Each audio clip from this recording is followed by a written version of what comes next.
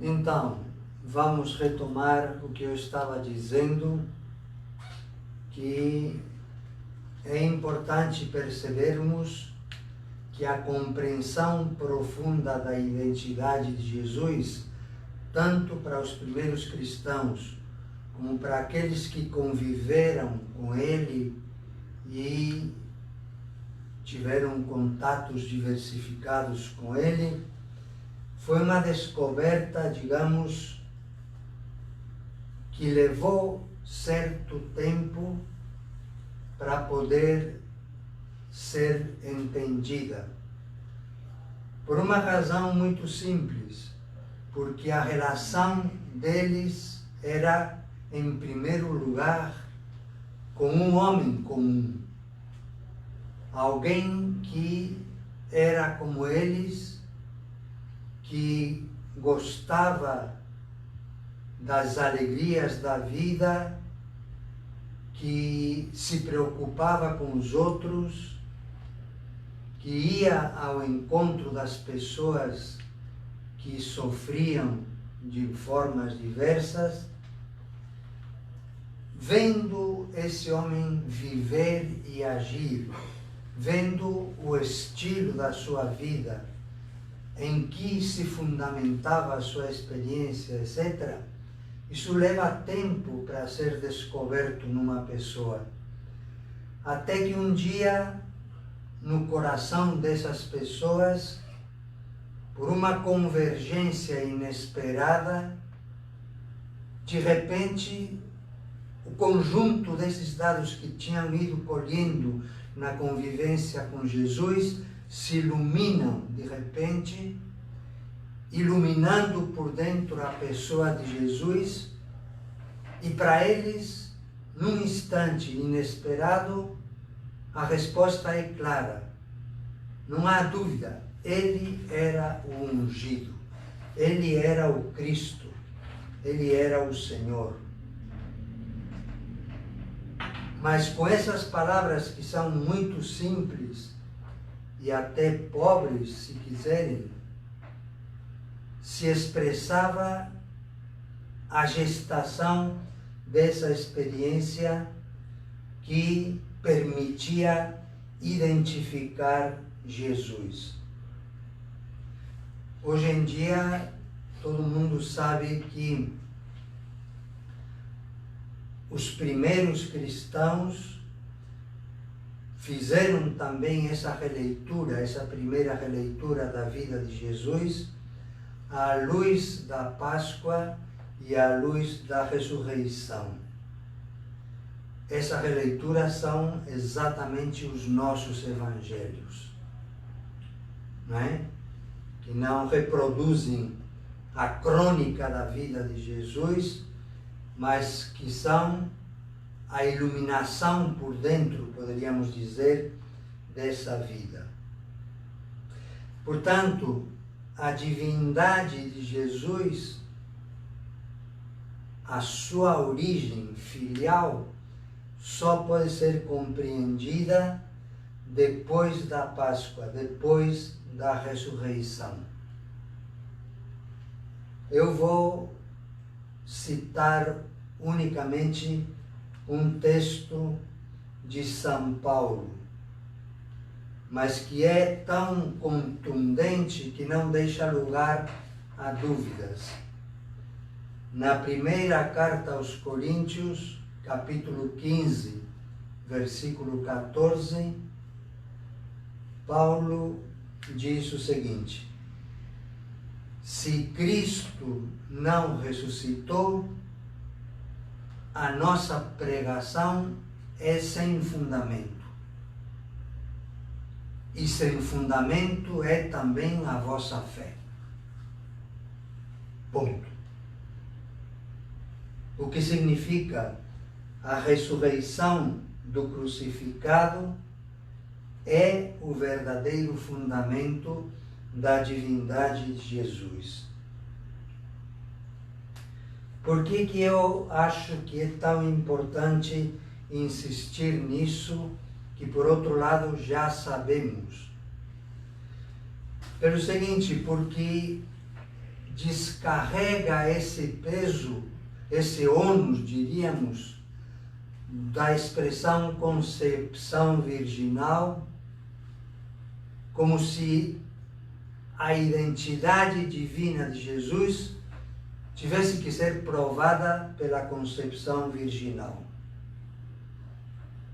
Ao ser aliviada desse peso, nós podemos olhar a concepção virginal de outro modo.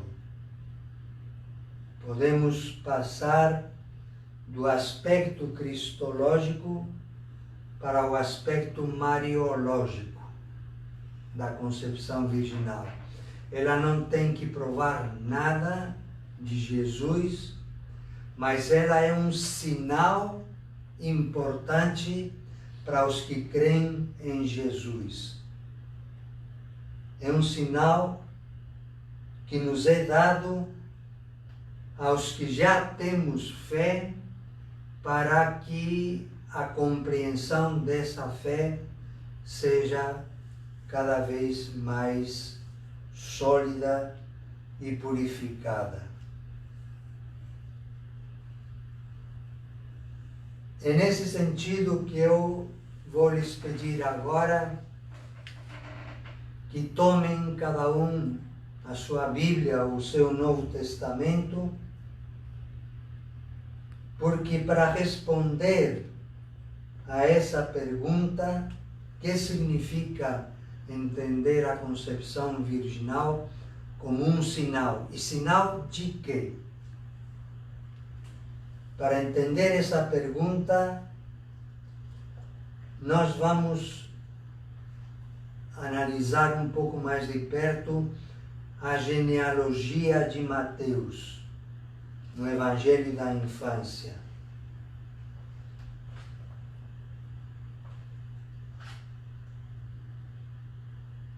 Estão todos já com a Bíblia em mãos e então podemos avançar na nossa reflexão.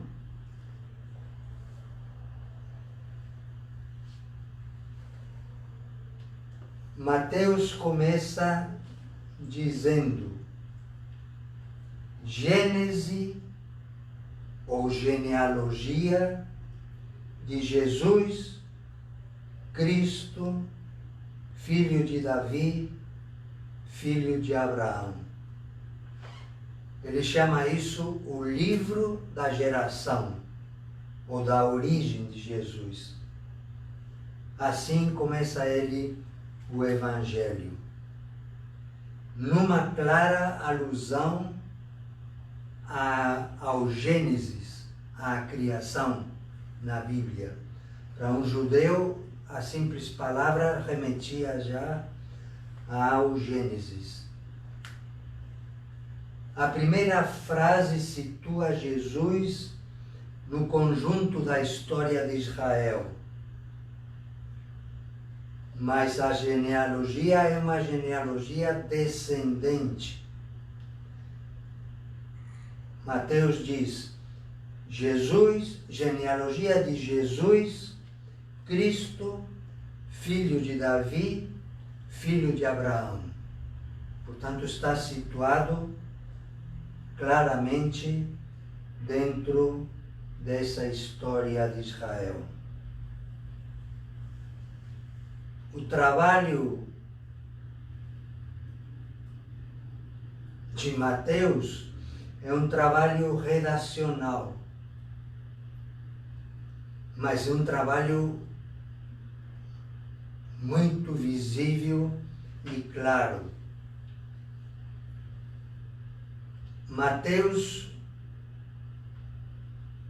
por assim dizer, estiliza a genealogia, tornando-a linear, para que fique mais clara, e fazendo com que ela culmine no versículo 16.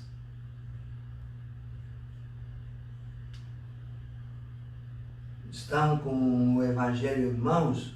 O versículo 16 diz assim: Jacó gerou José, o esposo de Maria, da qual nasceu Jesus, o Cristo. José foi posto de escanteio, da qual nasceu Jesus, o Cristo. Isso que eu chamo uma genealogia linear, quer dizer, começa, Abraão gerou Isaac, Isaac gerou Jacó, Jacó gerou Judá, e vai nessa monotonia, passando por todas as gerações. Só que Mateus, para conseguir chegar linearmente até Jesus, ele organiza a série de gerações que o separam de Abraão de uma maneira artificiosa, por meio de um artifício literário, né? Reordena as gerações que vão de Abraão a Jesus em 3 séries, cada uma delas com 14 gerações. E cada uma com 2 septenários, quer dizer, 14 é 7 e 7. Aí vocês veem o trabalho redacional que não corresponde ao que foi a história dessas gerações, mas dessa maneira Mateus reordena a sucessão das gerações para, de alguma maneira, chegar claramente ao objetivo que busca, que é dizer qual é a origem de Jesus. E aí vem essa sequência monótona das gerações. Judá gerou Farés e Zara de Tamar, e vai por aí afora. De repente, da cadência monótona do relato, se esperaria uma frase como esta: José gerou Jesus de Maria. E essa é a surpresa do leitor. No versículo anterior, versículo 15, diz: Eliud gerou Eleazar. Eleazar gerou Matã. Matã gerou Jacó. Jacó gerou José. E em vez de José gerou Jesus, diz José, o esposo de Maria, da qual nasceu Jesus, chamado o Cristo. É o que poderíamos chamar uma ruptura horizontal no relato das gerações. O texto interrompe a sequência dessas gerações para dizer: atenção, aqui tem algo de novo. Jacó gerou José, que era o esposo, o varão, aner, é a palavra grega, de Maria, da qual nasceu Jesus. Uma ruptura horizontal. Mas com essa ruptura, Mateus está mostrando que, do ponto de vista jurídico, legal, está garantida a descendência messiânica de Jesus. José é da linhagem de Davi e José é esposo de Maria. Juridicamente, o filho é dele. Mas o relato, ao mesmo tempo, deixa bem claro que o gerado de Maria não é de José, mas vem do Espírito Santo. E aí se dá o que eu chamaria uma ruptura vertical. É como se Deus dissesse, para aí, aqui começa algo de novo, né? Por Maria e através dela, o protagonismo humano da geração da vida é interrompido para dar lugar a um verdadeiro protagonismo de Deus. Portanto, com isso, Mateus está querendo nos dizer: o nascimento de Jesus tem a ver com o ato criador de Deus. Está relacionado com o ato criador de Deus. Por isso, no princípio, o relato remete ao Gênesis. É como dizermos, no nascimento de Jesus acontece Deus recomeçando a história da humanidade com Jesus. É o que Paulo chama uma nova criação. A vida humana é recriada para poder dar de si o que Deus esperava nela e que nas gerações antes de Jesus tinha sido frustrado.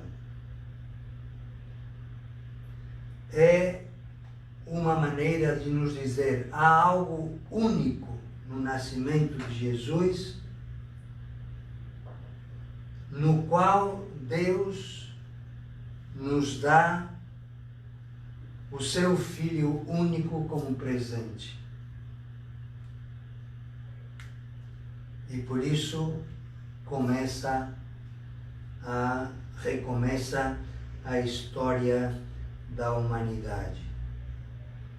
Vejam que isso é muito interessante, porque então significa que em Jesus, o Filho de Deus, ou Deus, não simplesmente assume um filho humano, mas é o Pai que nos dá o seu Filho humanizado. Isso não se explicaria simplesmente sem essa intervenção criadora de Deus. E é aqui que a gente pode compreender por que a concepção virginal de Jesus se torna um sinal.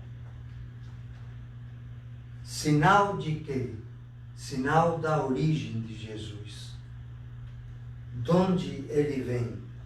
Essa pergunta que está por trás de todas as gerações, né? De onde ele vem, e que Mateus vai responder, mas vai responder não simplesmente dizendo ele não teve pai humano, pondo de escanteio José, mas vai responder com uma resposta mais profunda.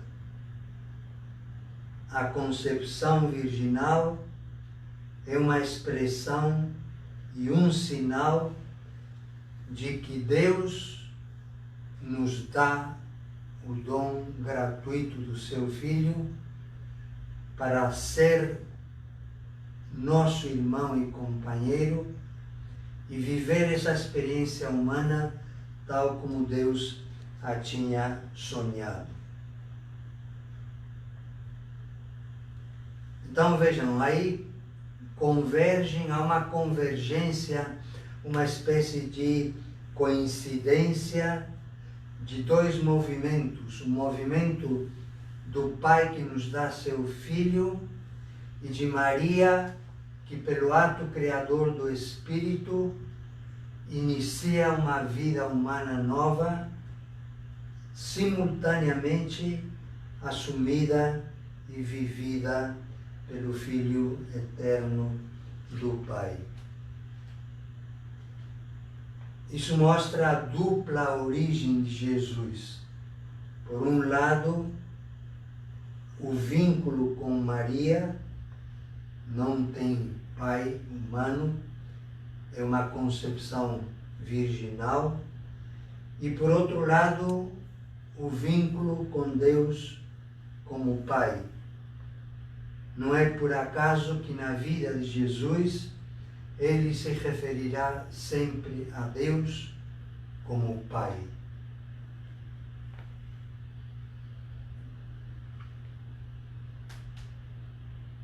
Por isso poderíamos dizer que essa identificação entre o Filho eterno do Pai e o homem Jesus é um começo sem começo. Algo novo começa para o ser gerado em Maria. E algo novo começa para o Filho de Deus que assume essa humanidade. Mas assume alguém que não começa a existir agora, assume alguém que existiu desde sempre. E por isso é um começo sem começo, né? É um começo visto do ponto de vista humano, mas que eternamente estava presente no Deus. Bom, esse seria o aspecto mais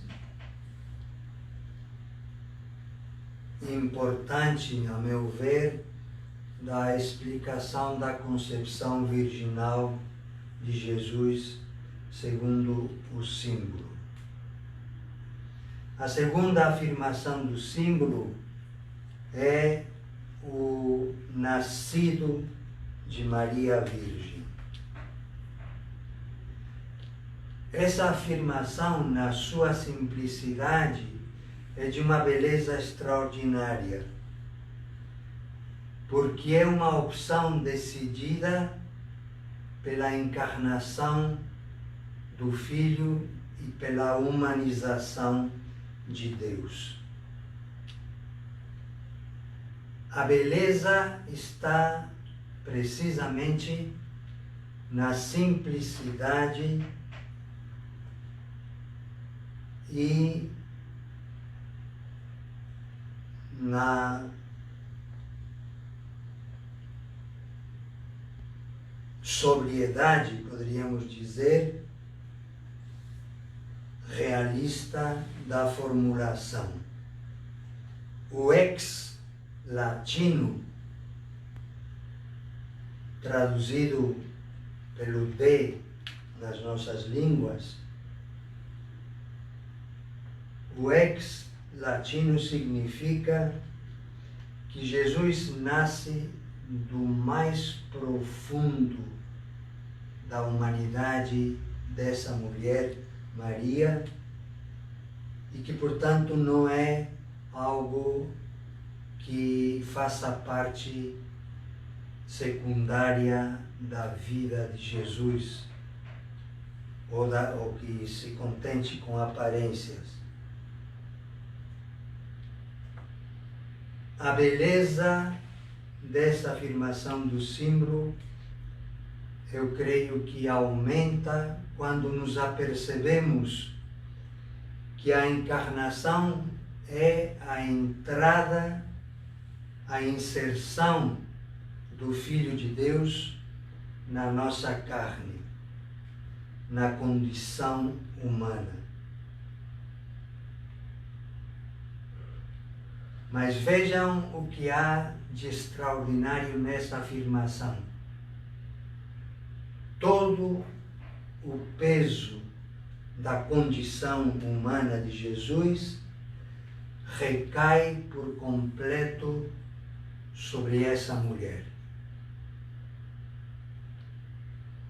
Não me refiro agora à questão de se tem pai humano ou não tem pai humano, que é uma questão mais biológica.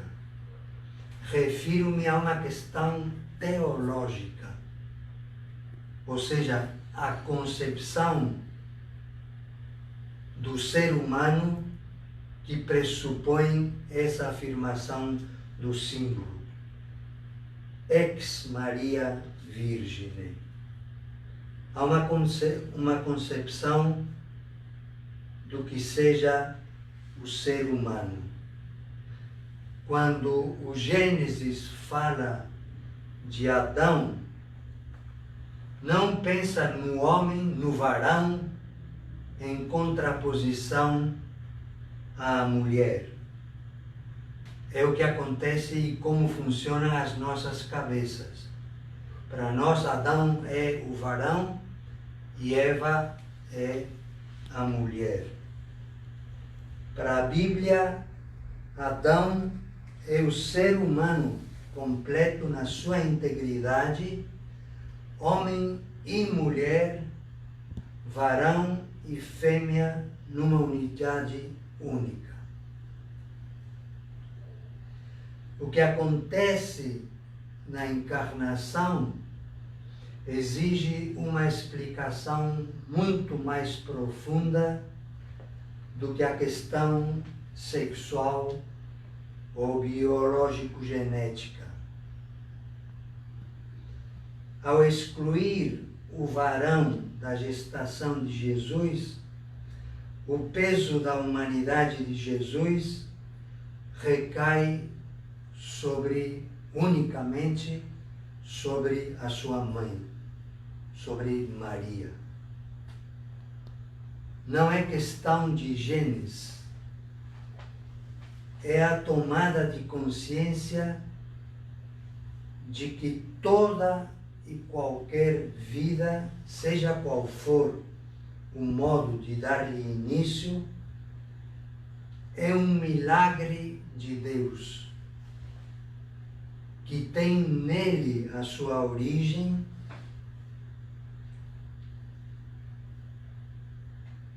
e por isso nos põe em relação com o ato criador. O símbolo, quando afirma isso de Maria, não está transmitindo apenas uma informação de como se deu o nascimento de Jesus. Está desvelando para nós a razão de ser de uma escolha surpreendente de Deus para seu filho, nascido de mulher, como diz Paulo na carta aos Gálatas. A concepção virginal se torna nesse momento um sinal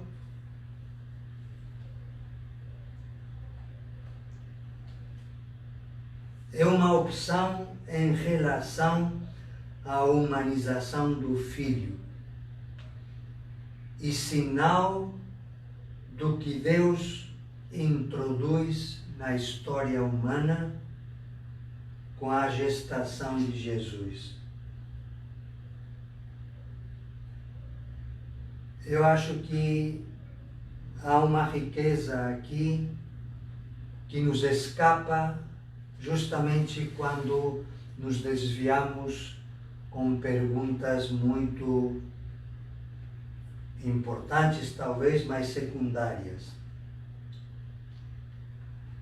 Voltando ao que eu dizia da concepção antropológica da Bíblia. Adão, como unidade única do varão e da mulher, nessa unidade única, a mulher representa simbolicamente a verdadeira atitude diante de Deus. Atitude de abertura, acolhida, escuta, mas também atitude de humildade e de fragilidade. Deus fez a opção de que a humanidade do seu Filho fosse marcada desde a origem pela atitude dos que a Bíblia chama os pequenos, e que Maria traduziu e condensou no belo canto do Magnífica. Essa atitude da mulher de acolhida marca a humanidade de Jesus com uma atitude de sensibilidade, de compaixão, de inclinação para o sofrimento dos outros, que não se vê, pelo contrário, na atitude masculina, que se compraz em ter o domínio da situação, em ter o comando, em tomar a iniciativa, em conduzir ele mesmo a história. Maria, como mãe, foi configurando a humanidade de Jesus em função da missão recebida do Pai e em coerência com o movimento vindo do alto que o levou a esvaziar-se de si mesmo até ser visto como um homem qualquer, servo e servidor das pessoas e das situações, capaz de respeitar qualquer sinal de vida onde houver ainda um fio de esperança. Excluir o varão na gestação e concepção de Jesus significa para Deus ter optado por essa humanidade representada pela mulher. Essa grandeza e essa beleza é muito mais e vai muito além do que uma questão biológica da concepção virginal ou da virgindade de Maria. É algo que a gente não poderia imaginar nem intuir, a não ser que nos fosse desvelada pelo próprio Deus.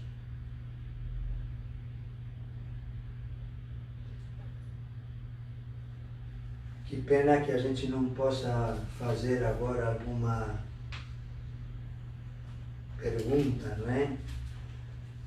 Mas já que não podemos fazer perguntas, eu vou fazer uma proposta.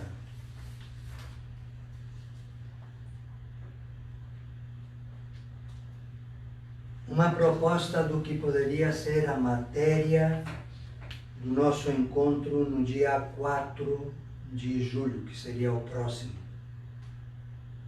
né? Que é um sábado. Como vocês veem, o símbolo o símbolo apostólico, né? Que é o que nós estamos analisando, na sua sobriedade, depois de dizer de Jesus, concebido pelo Espírito Santo e nascido de Maria Virgem, padeceu e foi sepultado.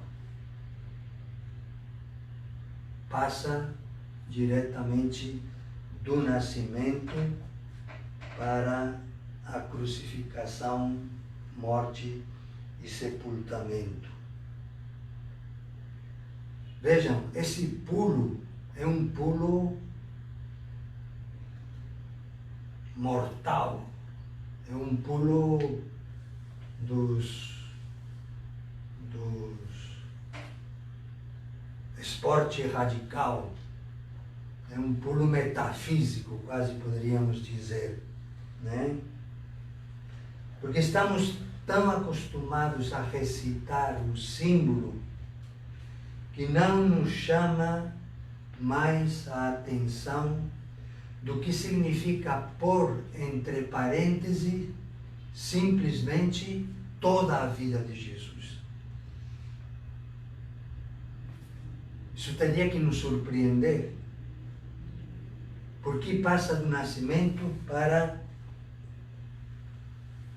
padeceu sob Pôncio Pilatos, foi crucificado, morto e sepultado.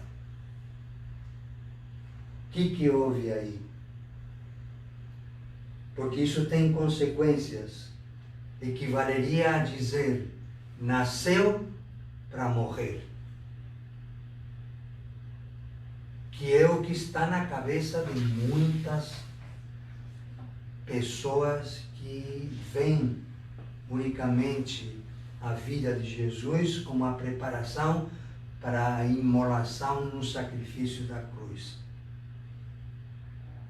Isso evidentemente não foi a verdade da sua vida.